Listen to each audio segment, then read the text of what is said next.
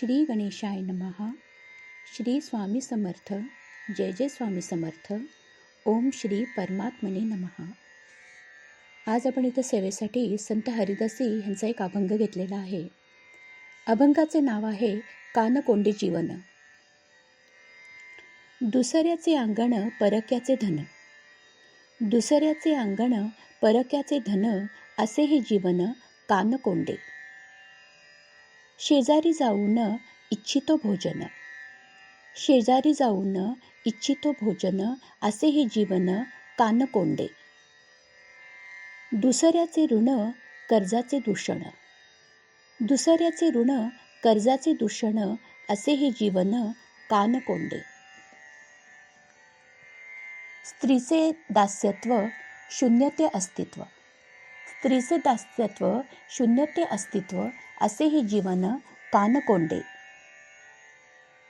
परक्याच्या दारी रहिवास, परक्याच्या दारी रहिवास, सासुरी सासुरवास, असे हे जीवन कानकोंडे. करुनिया श्रम साहेबाचे ऋण, करुनिया श्रम साहेबाचे ऋण, असे हे जीवन कानकोंडे. म्हणे हरिदासी राहावे उपवासी, म्हणे हरिदासी राहावे उपवासी, कानकोंडी जीवनासी करू नको ऋषिकेशी.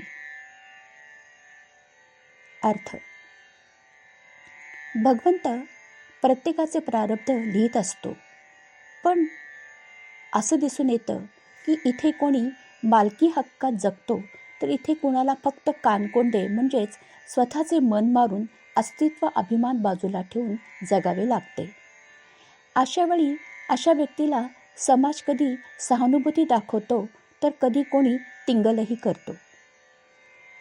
अशा व्यक्तीची व्यथा संत हरिदासी येथे सांगत आहेत. एखाद्या व्यक्तीला स्वतःचे घर नसते, तो नाईलाजाने दुसऱ्याच्या घरात राहतो.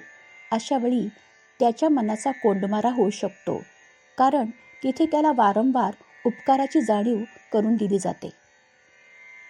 घरात वेळेवर कोणी जेवायला देत नसते, म्हणून शेजारी जाऊन तो भोजन करतो.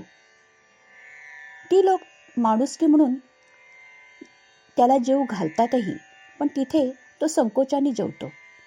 पण त्याच्या मनाचा कोंडमारा मात्र होत राहतो. कर्ज दुसऱ्याचे घेतले, पण तेच कर्ज फेडता नाही आले, तर कर्ज देणारा वारंवार निर्भत्सना करून अपमान करतो. तेथे मनाचा कोंडमारा होतो. असे हे जीवन कानकोंडे होऊन जाते. काही पुरुष स्त्रीच्या अधीन होऊन ती म्हणेल तेच त्यांना करावे लागते. पुरुष म्हणून, माणूस म्हणून त्यांचे स्वतःचे अस्तित्व तो गंवून बसतो.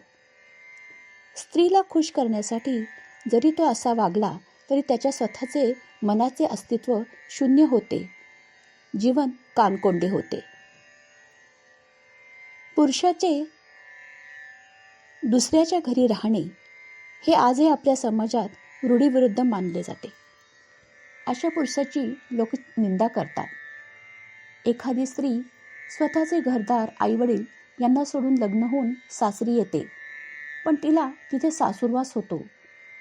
तिला स्वतंत्रता मिळत नाही, ना माहेर ना सासर.